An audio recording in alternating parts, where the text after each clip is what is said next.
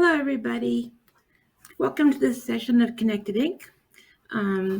As we join Dave Zaboski, the former Disney animator and current Chief Creative Officer of Laetro, for his talk entitled The Universal Laws of Creativity. My name is Pamela Park, and I will be hosting today's event. I have been the email marketing and influencer programs manager for Wacom Americas for the past 16 years, and I've had the honor of working with some of the world's finest creatives, including Dave, whom I met for the first time at Lightbox last week. Let's see. If you have any questions for Dave, please put them in the chat, and I'll capture them and answer them when it's available, when it's the best time to do it. And now for what you came for. It is my great pleasure to introduce today's guest, Dave Zaboski. As a former Disney animator, Dave has a wealth of experience in the field of creativity. He has worked on some of the most beloved animated films, including Beauty and the Beast, The Lion King, Aladdin, Pocahontas, The Hunchback of Notre Dame, Hercules, and Fantasia 2000. This is a rare chance to get creative insights from an industry veteran from the second golden age of animation, as this is a version of the same presentation Dave gave to countless incoming artists during his time at Disney. Dave has been a mentor to many aspiring artists and has helped them to develop their skills and find their unique creative voice. In today's presentation, Dave will be sharing his insights into the universal laws of creativity and the tools and practices that can help us build a culture of creativity in our lives and organizations. Dave will discuss the importance of following a path to mastery and the role that creativity can play in our personal and professional growth. We're thrilled to have Dave as a speaker at this year's Connected Inc. event, and we look forward to hearing his thoughts on the creative process. Thank you for joining us.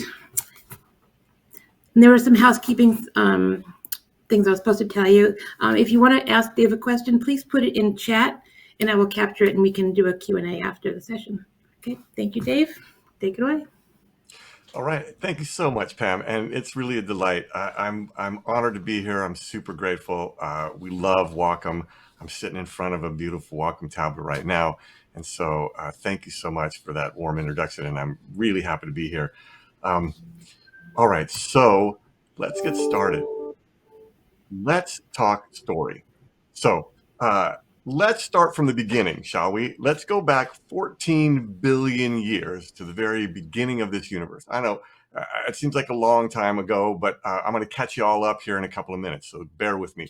All right, so 14 billion years ago, it's kind of when story started. There was this moment that there was this flash, and the scientists are fond of saying, give us one act of magic, and then we'll take it from there. So 14 billion years ago, there was this kind of abracadabra, and then pow, the universe exploded into being, and all of these particles and gases and little things started racing for the corners of the infinite. And then let's say about 8.5 billion years ago, all of that debris in this sort of corner of the galaxy started to congeal into this massive, glowing, burning ball. And then all of these spheres of gaseous planets and exoplanets and an Oort cloud. I don't even know what an Oort is, but there's a cloud of it out there. And then there was one of them is a planet upon which you are standing right now. On that planet, about 4 billion years ago, life emerged. This was another abracadabra moment. Magically, somehow, with some spark of the divine and the physical, life came into being. And when it did, man, it enthusiastically took off. And in the ensuing 4 billion years, there have been about 100 million species on this planet. 100 million forms of life vying for the air that we breathe, this rarefied air, swimming in the cool currents of rivers and streams and oceans, named and even long forgotten. Of those 100 million species, right now, there's probably about 10 million species on this planet. That means that in the 4 billion years that we've been here, 90% of the species that have been on this planet have gone extinct. 90% of all of that life trying to figure out how to work this place has gone and will never return. And I would say of those 10 million that are left, there's only one species in 100 million that has been able to have an experience, codify that experience in some kind of language, turn that language into knowledge, take that knowledge, mold it into wisdom, and with that wisdom build culture. Yeah, I know. I'm kind of give that away. It's us. We're the only species that we know of right now that is capable of telling stories. And stories change culture. They change our minds. They change our hearts. They can change our lives. And so I'm here today to talk about this piece that we have, that we carry with us, that is so powerful that it's changed the world. And I want to share with you this idea because our stories lead to what we believe. They create a culture through this codification of experience into knowledge, into wisdom, into culture. And that's how we believe in things. And the way we believe in something is how we create. So when I talk about the universal laws of creativity, which we'll get into shortly, it really starts with how do we believe in something? And how does that belief enact our creativity? And so let me give you a little example. And by the way, welcome to my studio here. I would invite you to keep your eyes open because there's a white rabbit that runs around here. And so if you're distracted by that, that's Rory, and he runs this joint. All right, so because we believe, we create. And so let me tell you a little story from the philosopher Stephen West, who shares this story about how believing is actually how we create. And we've often thought that seeing is believing, but maybe it's the other way around. Maybe believing is seeing. And so it goes like this. So imagine you find yourself in a dire situation. Like, let's say you're being chased by a ravenous bear. Now, you can't outrun the bear probably. And then as you're running ahead of you, you see this chasm. This chasm, man, if you can jump over it, well, then you can escape the clutches of this ravenous bear. And here's where it gets interesting. If you don't believe that you can jump over this chasm, well, you won't try. And the possibility of your success does not exist in any reality. And so it would be a bad day for you if you didn't try. It would be not a terrible day for the bear, but it'd be a pretty bad day for you. Now, if you believed that you could jump over this chasm, even only slightly, if the smallest amount of belief was there, and you made the attempt and the successful outcome happened, that successful outcome was only possible because belief was present. And so believing is a non-trivial attribute to the reality being enacted, right? You have to believe to make it so. And if you don't believe me, I mean, look around you. Your room is filled with things that people believed was possible. This very video call was akin to magic back in the day. In fact, Arthur C. Clarke, I'm sure you heard, famously said that any sufficiently advanced technology is going to be indistinguishable from magic. And so when you look around, there are abracadabras all around you. There are people believed in things, and then they made those things. And so, my company, Laetro, the company that I'm working with right now as the chief creative officer, we kind of did the same thing. I mean, if you've ever been in a startup or started a company, you have to believe first. And that belief is catalyzed by a story. And we looked at the ecosystem that was out there of getting creative work for companies. And you either had freelancers on one hand or you had agencies on the other. So you could either do it yourself or have it done for you. And then we thought, could we create a system where you could do it with you? And in that space, we aggregated 500 elite creatives on the supply side. We work with companies on the demand side, and we believe that bringing them together in a way that is do it with you could be a workable solution for that ecosystem, the poles of that ecosystem. And so when we do it with companies, when we share our creative ideas with companies, we begin to talk about the technology of creativity. That how do we get creatives to work with companies, and how do we get companies to work with creatives in the same way that we did at Disney? And so when I got started at Disney, they were hiring 2 or 3 people a year. I was in a kind of Project Runway internship, and I ended up getting one of those 3 spots. I had to slit a few throats to do so. Okay, now that's kind of a Aladdin thing, right? If you've seen Aladdin, I didn't actually murder any. I was never convicted. That's a line from Aladdin. All right. Um, so uh, I can't see anybody. I'm gonna assume that you're all giggling at that. Um, so uh, so this brings us to the how we use the technology of creativity when we work with companies. And so let me share with you that when I was there at Disney, we got this talk from one of the top animators there that for me made the difference between being an amateur and being a pro. It was not so much just the principles of animation, you know, squash and stretch and silhouettes and charm and things like that, but it was also the principles of the animator, like not just how to make things, but how to make the maker. And everybody there was committed to be on a track to mastery, to find that path that could fulfill your creative dreams and desires and give you practices, tools, and systems so that you could replicate powerfully the things that you're creating. And so when I talk about a technology of creativity, in fact, before I left Disney, I was the one giving that talk to other younger artists. And it's the talk that I'm going to share with you right now. This idea of the technology of creativity is that we often think that technology is something that you plug in. I'm going to plug this thing into the wall, and that's where my technology comes from. But I want to invite you to think about the idea of technology as really just tools, systems, and practices that allow you to get replicable results. And so as a creative, you want to be able to get replicable results. You want to be able to build your skills and know that when you are in a process that the results are going to return. And so we at Disney, you couldn't say, oh, it's Tuesday, I don't really feel like creating today. You had to have a kind of practice that allowed for you to enact your creativity, your job as a creative, the same way a lawyer would do their job as in lawyering. And so I'm going to share with you the universal laws of creativity. And I know we just talked about the universe a minute ago. It's a big thing. It's 14 billion years old. And you're going to be like, oh, there's universal laws of creativity? Pshaw. Uh, Let me share with you a little bit of a story.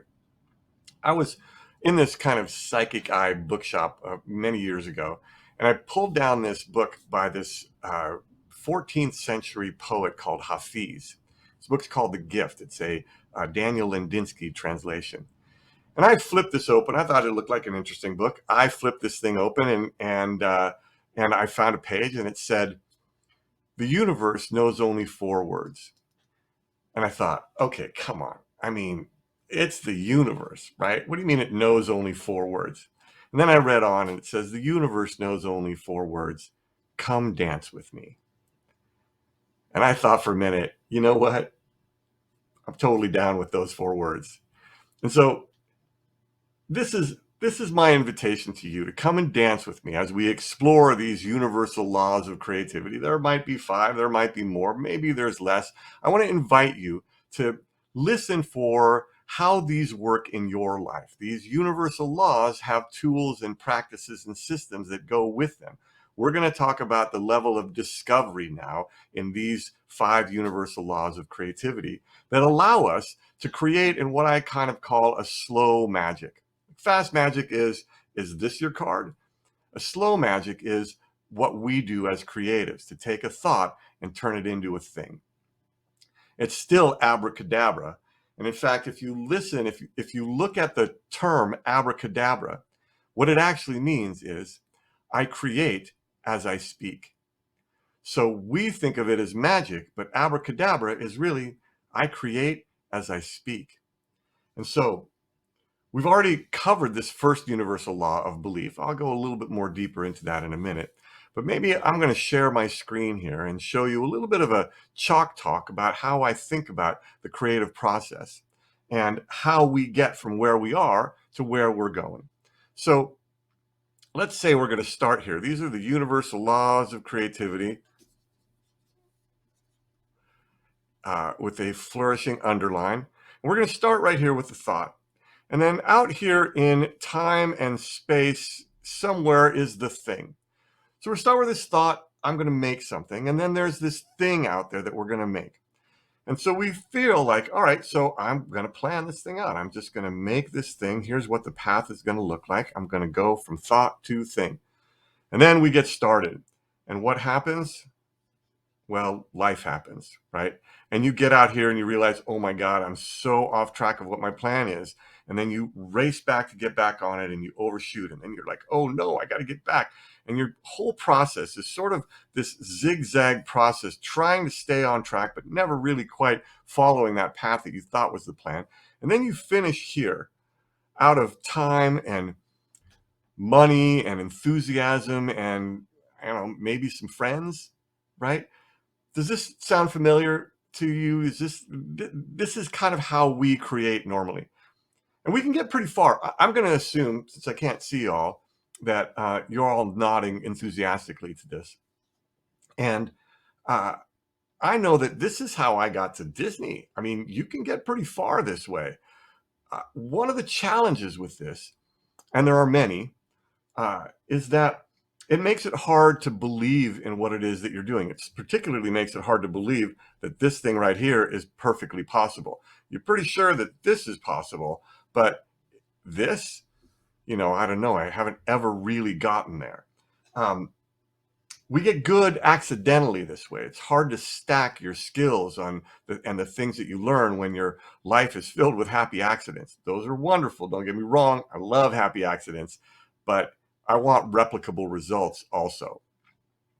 And that's the other piece, is that it's kind of hard to grow this way. Like, how do I know how to compare myself to last month or last year when a lot of my process is really kind of random? So these universal laws come in to really help us cultivate practices for mastery. And so let me share with you what they shared with us at Disney that for me made a huge difference. And it goes like this. So here's your thought right here. And here's your thing out there in time and space somewhere. Could you create, the creatives at Disney said to us, could you create more organically? Could you listen to the winds, and could you create with the same energies that power the universe? The energies that have been around for 14 billion years, abracadabraing everything. Could you create with the same energies that pull that glowing orb through space to who knows where, that drag impossibly small particles through the infinite densities of the earth without even touching them? Energies that make a rose bloom or a cactus grow.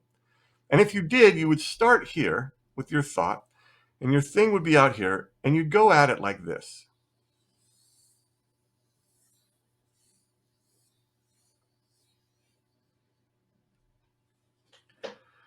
Now that is how the universe do.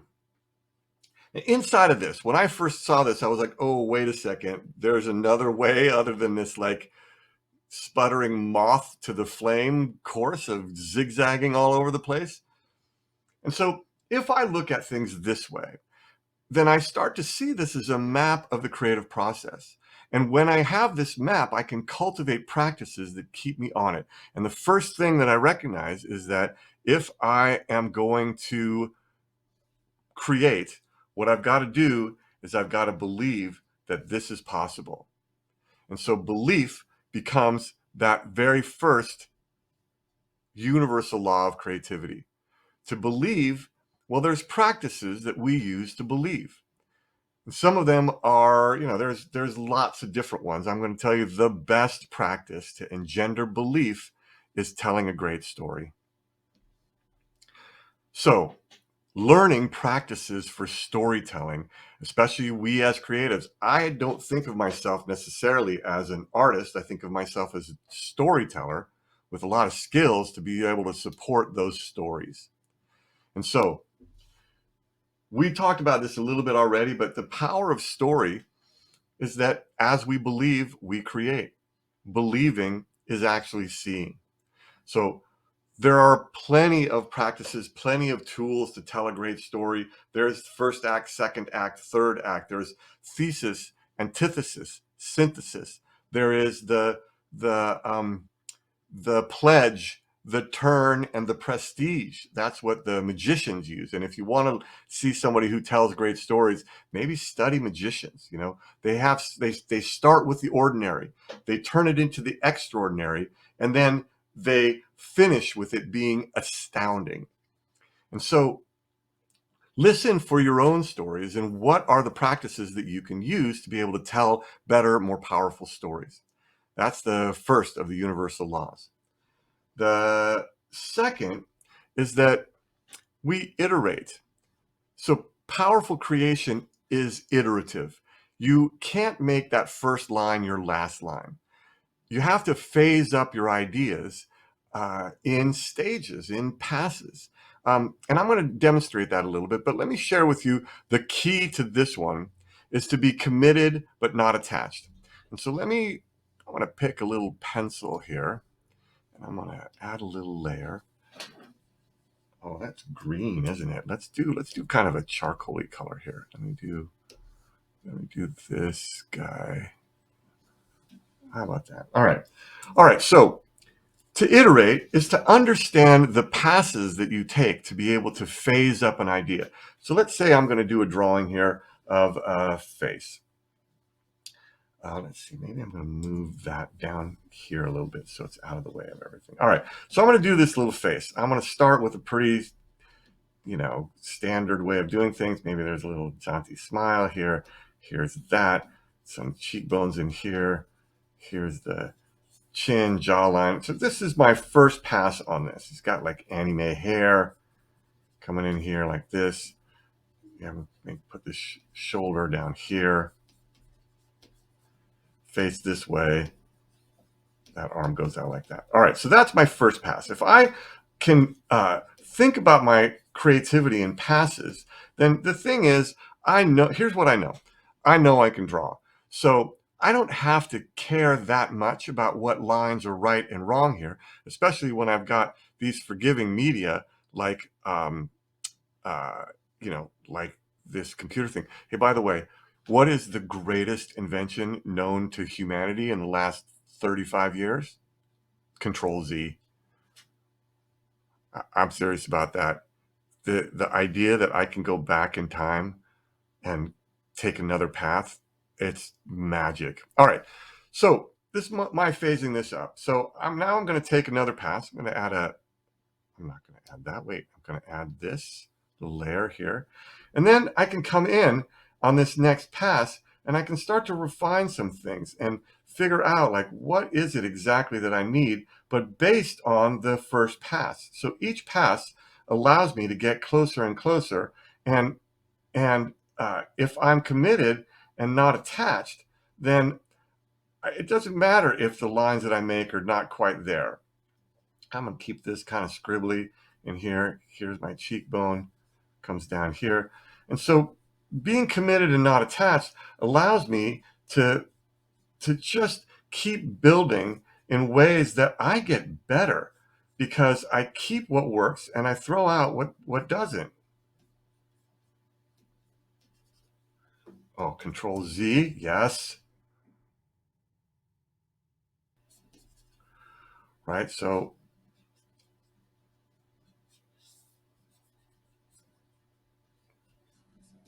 maybe on this pass, I'm also going to kind of map out like what are my shadow shapes here. I've got like maybe a cast shadow. There's like a little shadow on his cheek. Maybe I'm picking up a little bit light there. That goes like this. Cast shadow down there. Then I can say pick a little bit lighter color. So here my shadow is going to come in here.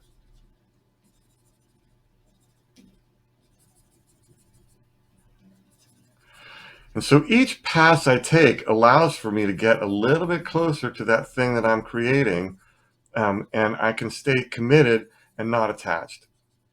So I know that if I had 10 more passes or however many it takes, that I could get this closer and closer to, let's see, I'm not going to get carried away on this, but I am going to bring in, let's see if this helps me kind of do little smudgies in here. little smudgies. Smooth out that shadow. So the idea that I can allow myself to make some mistakes is really powerful. People look at my sketchbooks and they go, Dave, your sketchbook's amazing. You got 50 beautiful pieces on here. What they don't know is that my sketchbook came with 100 pages. And so I allow myself to iterate as I go. And that gives me some ability to be committed and not attached. I could continue. I could knock this back a little bit, and now I've got a really nice start to a drawing. If I had 10 more passes, who knows where I could take this? Well, I know where I could take this. I could make something pretty nice out of it. This is the idea of being able to be committed and not attached. So each iteration gets you closer as a universal law of creativity. All right, so let's move on to the third universal law of creativity. We've got a few things to say about this one, and that is that creators, we collaborate. Like no big idea can you do by yourself.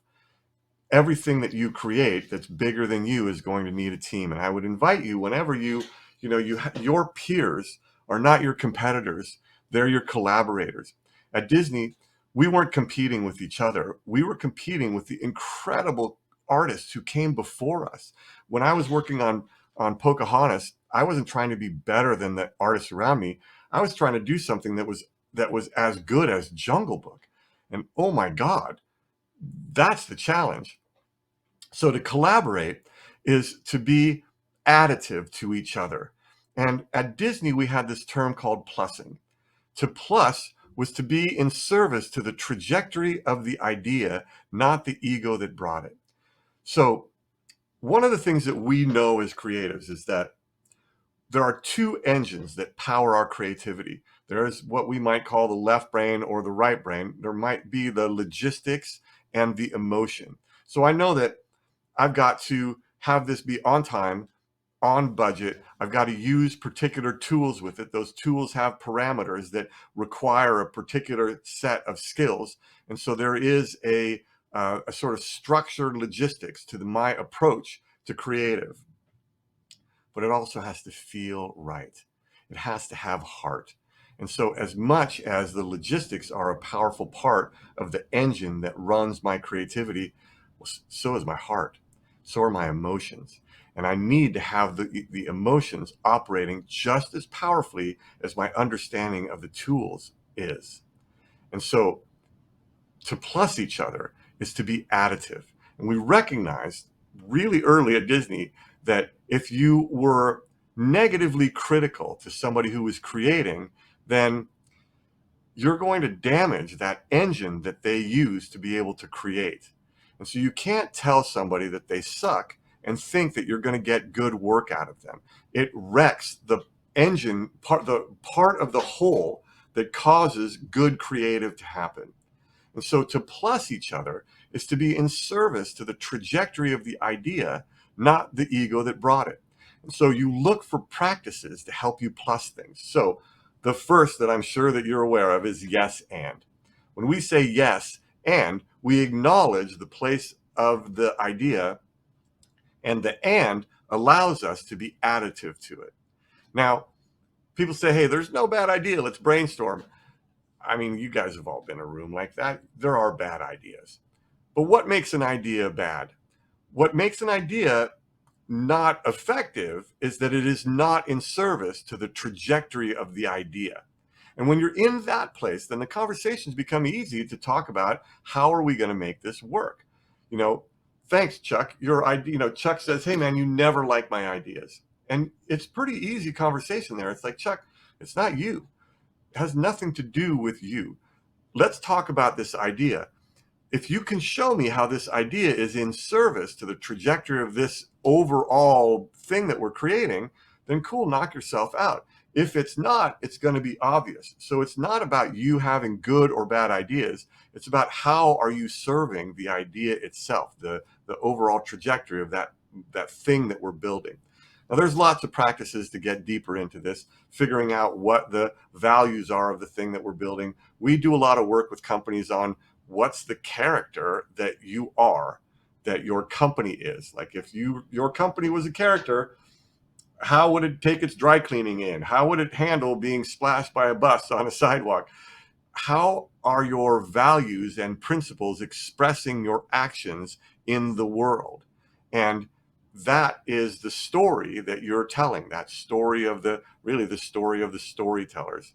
And when you're operating in that place, then you understand how to plus each other. And I will tell you that plussing at Disney was not just a tool that we used to work with each other, but it was a way to build culture. That when you live in a place where everybody has permission and is plussing each other, then the acceleration is amazing. And what I say, and this is a bit of a mouthful, but the fastest accelerant to excellence is generous collaboration. So figure out how to share and be shared with, and that's your fastest way to get great at something. I also want to say that, there's this term called symbiosis. Symbiosis is the idea that two things coming together make something that's greater than the whole, or than the sum of their parts. There is an emergent quality. You might think about, like, let's say I have a metal bar. That metal bar, it doesn't have the property of containment. But if I put a bunch of bars together and I needed to keep something contained, then those bars together create an emergent property of containment. It's the same thing with symbiosis. Symbiosis is two things coming together to create something that is greater than the sum of its parts. That is the core goal of collaboration. And let me tell you that symbiosis, well, it's in your blood. So you want to go back 4 billion years ago. There was a thing called Luca, the last universal common ancestor. Shortly before that, there was a moment in the primordial soup when the mitochondria had a conversation with the cell. And you might remember that the mitochondria from your high school biology is the powerhouse of the cell, right? It's what turns ATP into sugars. It gives the energy, it gives the cell energy, allows it to live longer. But the DNA of the mitochondria is different than the DNA of the cell, indicating that sometime in our great distant past, just before Luca, they were separate. They were different. And so imagine the conversation was something like this. Mitochondria sidles up to the cell and says, "Hey, cell, how you doing?" And the cell frantically responds, "Man, I don't know. It's a mess here. I mean, I don't live long enough to really get anything done. And so, yeah, how's it going? I can't really tell you." And the mitochondria says, "Yeah, about that." Cell says, "What do you mean about that?" Mitochondria says, "I got this idea." Cell says, "Hit me, man, but make it quick." The mitochondria says, "Well, listen, what if you and I got together? Because I think if we did, we might be able to do some stuff." And the cell says, "Well, like what kind of stuff?" And the mitochondria says, "Well, you could live longer and then you could differentiate and become different things. You could become a liver cell or a brain cell or a leg cell or maybe a wing cell." And the cell says, "A wing cell? Are you kidding me? Then what?" "Well, then," says the mitochondria, "we get together and then we differentiate into 100 million different kinds of species. And then one day we'd be sitting in this space listening to this long-haired guy rant about how cells get together and we could live in symbiosis and stuff like that. And then we're here." And so that's what happened. All that is to say that this idea that we think that there's a zero-sum game out there means that there has to be a winner and there has to be a loser, or that the Darwinian idea of survival of the fittest is how life and nature works. It's not. It's a misreading of Darwin's theories. It's not survival of the fittest, because if it were survival of the fittest, there'd only be one lion. And that's not the case. Symbiosis is in your very cells. It's in your blood. Your ability to collaborate is that great differentiator that caused us to build the things that we've built around us. And so I know we creatives, we artists, we like to work alone. We like to have our own thoughts. And I'm going to invite you that your greatest ideas will be built by being collaborative. And that symbiosis is in your very cells, and our ability to make a difference in this world is how we plus each other. That leads us to the fourth universal law of creativity, which is risk. You know, risk is, it's a universal law of creativity. You gotta risk. It's gonna happen.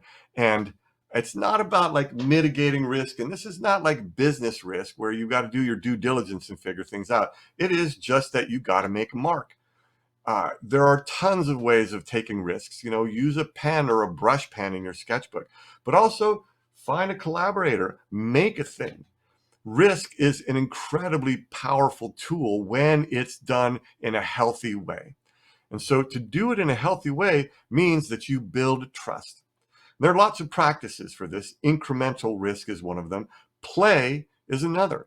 I remember recently seeing this doubles masters game in tennis, and these were masters, men's masters, doubles tennis, and they were playing each other, and they were going at it. And they were going at it so hard that at one point, this one guy reached to get the ball, and his momentum took him clear off the court and into the first row. And he arced away from the first row and came into the field of play on the other side. And suddenly the guy on that side recognized it, and he ran to the other side, and they kept playing this point in a game of around the world. And watching these masters play around the world was amazing, because they started to take these chances that they would never have taken if they were in a heated match, shooting it behind their back and under their legs, and reversed and left-handed, and it was hilarious. And it was also where they could take some chances and not have the stakes be so high that they could lose a point or lose some income. So play is a really excellent way to build some trust in ways that you can take risks on things and practice that payoff, so that when the time comes and your team has to leap, well, you're all ready for it. And that leads us to the last of the universal laws of creativity, and that is creators complete. They finish strong. And when you finish strong, well, what happens is you automatically, in that space, I'm going to add another little layer here. When you finish strong, you now are able to tell a story that takes you back to how you get people to believe in what it is that you're up to. When you have a strong finish on something, you have a strong story about what it is that you created, and that story can engender belief, and it closes the circuit on these universal laws. Now, there are lots of practices for how we believe and how we finish strong on something, and I'll give you a couple that come from the movie industry, for example. So, in the movie industry, the first way to complete something is to think about box office. Those are the numbers. We said 50 million. What did we do? Now, if we said 50 million and it comes out to 45 million, then the question, the sober analysis is, what did we miss? So to have to soberly analyze what you said and what you did is one of the practices for completing.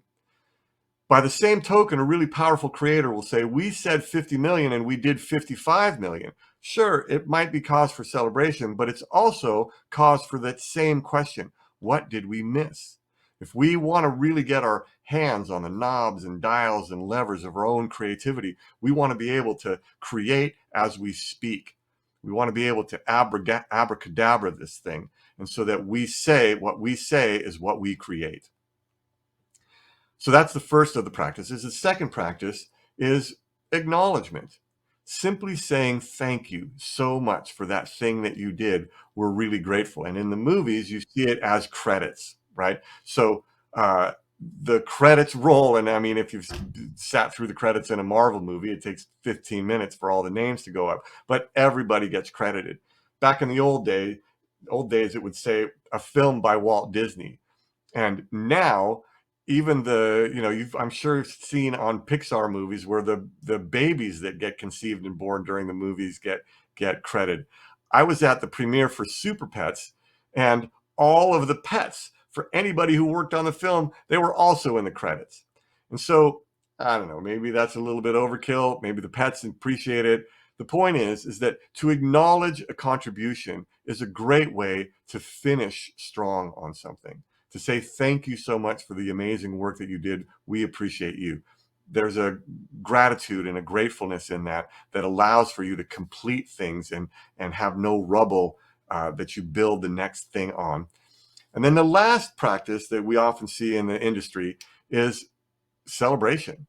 And never underestimate the power of a party to put a pin in something and call it complete, right? We have wrap parties when a movie premieres. It's a great way to push it out into the world and to have something be born, and then it's on to whatever its next life is. So, sober analysis, acknowledgement, credit where credit is due, and celebration. So those are ways that we complete and we finish strong. And so I wanted to share all of this with you because I wanted to also point out that as we tell stories, there's an evolution to story happening right now. That that there's a Joanna Macy is this philosopher who says that every great crisis this earth has ever solved has been solved by profound acts of creativity. And these crises go back to long before we were even here. I mean, if you look at the mitochondria in the cell, did I tell that story? So the cell says, oh, wait, we covered that one. All right, the idea that these crises are solved by profound acts of creativity. I wanted to share these tools with you, these universal laws that you probably already have practices for, and then now you can look for more practices because the things that we face on Earth right now, the crises that we face right now can be solved by profound acts of creativity. That there's an evolution of story happening right now. We're in the middle of it. If you look at even just the idea of our heroes, you know, we've had the hero's journey in our zeitgeist for more than 50 years since Bill Moyers and Joseph Campbell did that PBS special in the kind of late 70s. That we have had the hero's journey in our zeitgeist, but it's evolving. And that evolution we're in right now, and you are a part of it.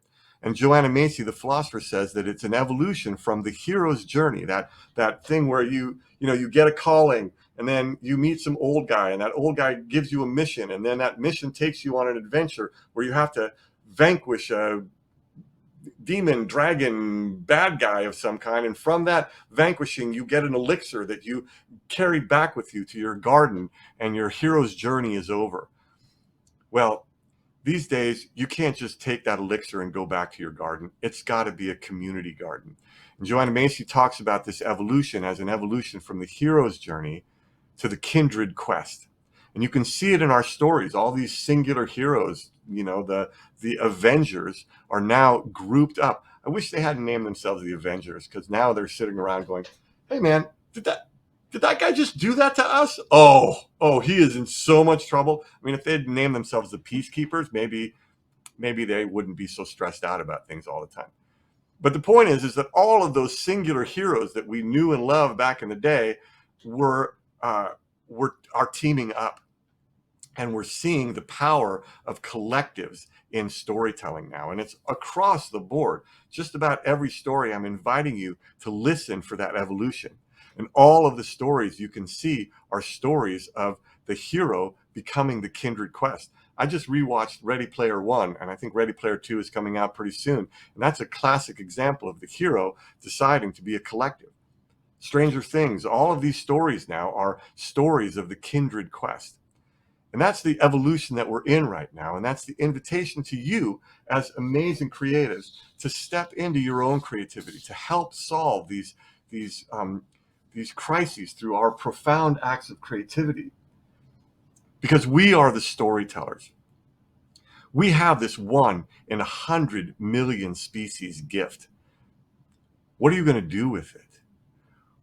And I might borrow a little bit here from Mary Oliver. You know, our mythology right now is one of separation.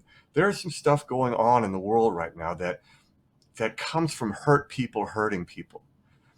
We have a mythology that we're atomized, that this is a border and this is my world here, and that we are separate.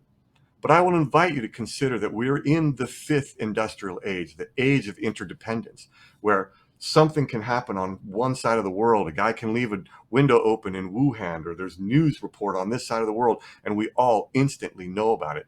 We are in the age of interdependence, that we may have our sovereignty, but that sovereignty leans on something else. And our creativity is tied to the creativity of everybody else around us. That what one node knows, all nodes can know. And so for us to invite that evolution of story from that hero's journey to the kindred quest, that we have this 1 in 100 million species gift. And I was going to say that as I might borrow from Mary Oliver, what are you going to do with this one wild and precious gift? What stories are you going to tell with this gift that you have? Can you tell the stories of if it went well? Can you tell the stories of our success as a species or creators? What are you doing to make your creativity replicable, to build practices so that you can track that path to mastery? I think that that's what I really wanted to share with you today. And I think that I want to leave you with this, that as you speak, so do you create.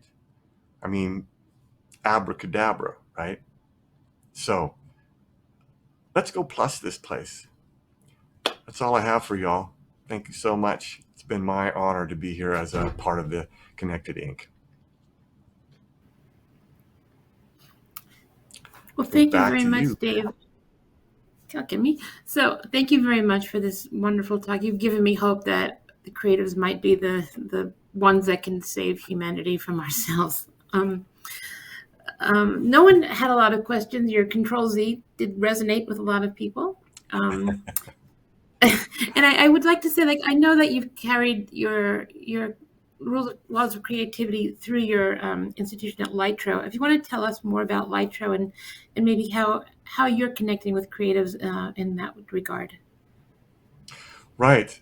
Right. Well, as I mentioned, Laetro is essentially a tech-enabled community of elite creatives, and we service enterprise companies with what we call best-in-class creative services. So, imagine a company needs a rebrand or a video or an ad or a blog post. They'll come to us. We will facilitate casting from our amazing cohort of entertainment industry artists and beyond, and build a team that helps them solve their creative issues. And we're not an agency, and we're not a bunch of freelancers. We're, in a way, a kind of freelance community. One of the things that we've seen in the industry, and the entertainment industry in particular, is nobody's going to get a job necessarily for the next 40 years at Disney. It's just not going to happen. These jobs are short term. And so if you're freelance, you're not in a community. And if you're a community, you're not really freelance. Is it possible to have a freelance community? And that's what we're building at Laetro, is this idea that you have mentors and peers and a connection so that you can build your skills with other amazing creatives and do good work in the world at your day rate. So what Laetro is essentially a tool that helps facilitate in between these creatives and these companies. We manage the agreements and the statements of work and production management, invoicing, and payment. We, from the start, and this was like a fantasy of mine, and it's working really nicely, but from the start, we pay our creatives the day they do the work. There's no net anything. You have a dashboard with all of the parameters for the particular job that you're working on, a brief, the team that you're working with, the client, it's all connected on a dashboard, which I also wish I'd had when I was doing more freelance. And then as soon as you log your hours, that money goes into your wallet and you can download it or leave it there or build it up. But so you know what you have and what you're working for, and you get paid immediately. Even your business model really speaks to like taking care of creatives and really ensuring that everyone is taken care of. It's really a beautiful business model. Our mission is to see creatives flourish. And if people want to know more about it from either the business side or from the creative side, you can go to laetro.com. It's Laetro. It stands for Maestros of Light, because we're all working in pixels these days. So it's laetro.com. And then there's for creatives, and then there's companies. Either way you want to come into the portal, we're happy to welcome you. Thank you.